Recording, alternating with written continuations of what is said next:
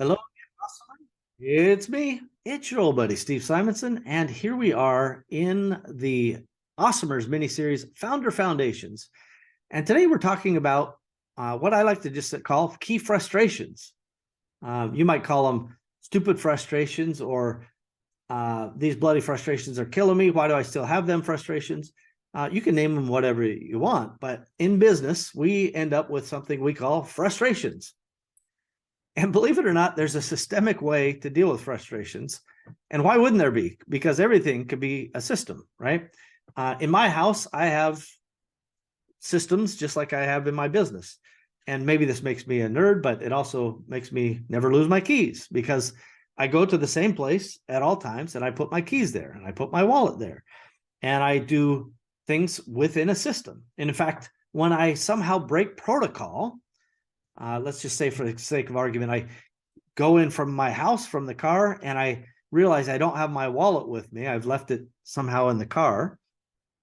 I will go, oh, I broke the system, broke protocol, go back out to the car right now and put the wallet from where it should be to where, or from where it is to where it should be. And so even though that may sound trivial or silly, it removes a future frustration of going, I'm ready to leave. Here are my keys. Where is my wallet? And then trying to randomly go through a series of prior events, figuring out where my wallet or keys or whatever the case may be. Frustrations come usually because either a system does not yet exist or that system didn't work. The outcome that you wanted from that system, meaning no frustrations and success, broke. It didn't exist as a result of this. And so by having a process to deal with frustrations, you're kind of allowing yourself and more importantly, your team to understand the nature of this frustration and then decide how to deal with that frustration. And again, we've shared in different places and forums some of the systems to deal with this, like is literally how you solve key frustrations. And that's a pretty simple thing, right? You start out with like, what's my frustration? You want to really synthesize that thing down. And then you move through the various steps to identify and then kind of ask yourself in a probing way, what part of the system failed? What part of the system needs to be addressed? If this is fixable. And by the way, just a little pro tip, not every frustration is something that you can solve. Right? It may be an external problem. I'll give you an example. When the cost of freight is spiraling out of control because the container ships have decided their ship has come in, so to speak, and they just start raising the price from 2,000 to 4,000 to 8,000 to 12,000 to 24,000 to whatever stratosphere they decided was reasonable, those are not problems that you can control. Now, you should have a process for dealing with those costs and how does that impact your pricing and all those other things, but you simply can't say, oh, I'm going to overcome this through some great Steve based system, right? This is not what I'm saying. I am saying that there are process problems in your business that will cause frustration, and those should be dealt with, identified, and then hopefully going forward they solve the problem. And then other things that you try to identify the problem, you realize, you know what? I can't solve this problem. This is not my problem to solve. And so you just have to step away from that, letting it frustrate you, right? And again, there's the emotional piece of the puzzle, everybody, and then there's the practical piece of the puzzle. If you want to walk around and be frustrated because freight is spinning out of control and that's having a negative impact on your business, I get it. I've been there. But I'm less of a person that will take on those external frustrations and let them wear on me too much. I will just go mentally, I will say this, there's a solution to every problem. If my costs are going up, I'm going to have to raise my prices. This is just the nature of economics, right? Am I happy that I have to raise the price? No, I'm not happy about it. Is that relevant to the conversation? No, it's not relevant. Life keeps going and we must keep going along with it. And so I give you that as an example of a frustration that may not be solvable.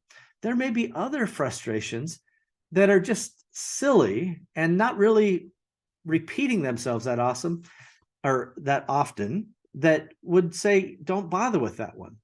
So an infrequent frustration doesn't deserve the time or respect of you building a system to avoid it. So one of the very basic elements of frustration identification is, how often does this come up? And is the juice worth the squeeze to solve it? And if it's not a recurring problem, if it's not something that is a big deal, maybe it just caused you a little time spent to solve whatever this particular issue was that randomly occurred, that was unexpected, was not a result of a failed system. It was not a result of a failed process. It was just a so-called lightning bolt. That's what I call them. And you carry on with your life. You should not build a system for things that are not systemic, right? You cannot build a system for lightning bolts because there's just an infinite supply of those. And they're so random that you would never be able to build a system wide enough and big enough to anticipate every kind of random event that may occur. Like, how many of us had a pandemic plan going into 2020 or 2019? Not that many, I would argue. And those who had it, none of their plans worked, and they continue to not work today. So here's the point.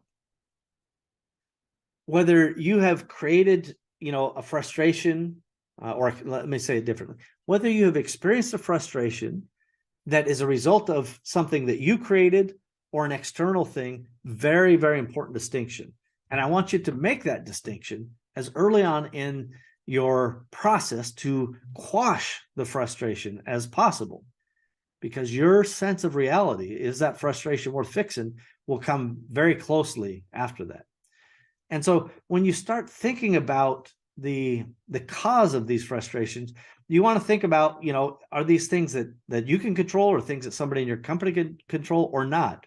And if they're not, then you have to kind of move on to some other element of the process. So as I mentioned, I can't control the cost of freight, so I will have to raise my price. I should also decide, how much of that stuff do I really want to buy? Maybe I should buy less of it. Or there could be other elements at play.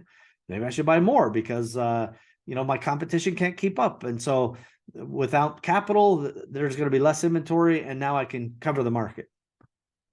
Now be careful of what we now know, DSI, downstream impact.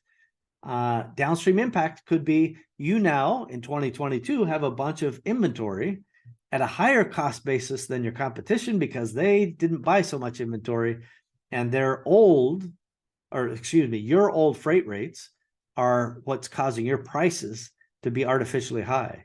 In other words, you either are selling at a price which has a lower margin, or you're selling at a higher price than your competition, because we all got stuck with some inventory at those higher valuations. These are realities, everybody. But also a reality. Every business has a frustration. And I want you, as an entrepreneur, as a business owner, to know that your team can be armed with a key frustration process to go through and say, we have this process or this frustration, and we have this process to resolve that frustration. Instead of involving you in every single one, they can just go grab the how to solve the frustration process and work their way right through it. It's very easy. It's very systemic.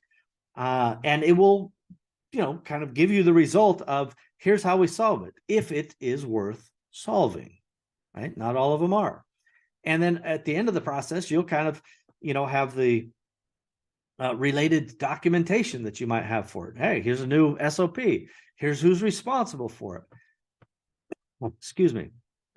Here are the resources, and here's the documentation or training or whatever you might need to get some sort of new solution to engage to avoid this frustration in the future. My whole point, everybody, is frustrations are inevitable.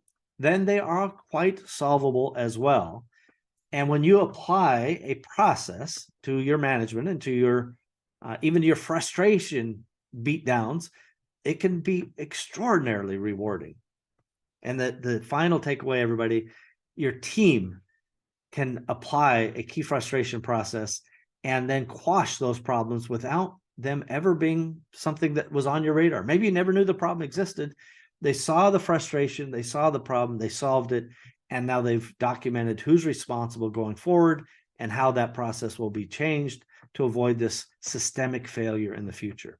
It's a wonderful thing. And I highly recommend each of you having your key frustration process in place that your team can operate and take care of this stuff for you. Thanks again, everybody. I hope you are enjoying the Awesomers Founder Foundations mini-series. And I really encourage you again to share this and give us the likes and the thumbs up and the shares and the notification bells and all those things that amplify the message with the various channels, because we want other entrepreneurs to take advantage of this as well, right? It doesn't hurt you that they get better and smarter along with you. And that's why I'm doing this. I want to share with the people out there. Thanks again, everybody.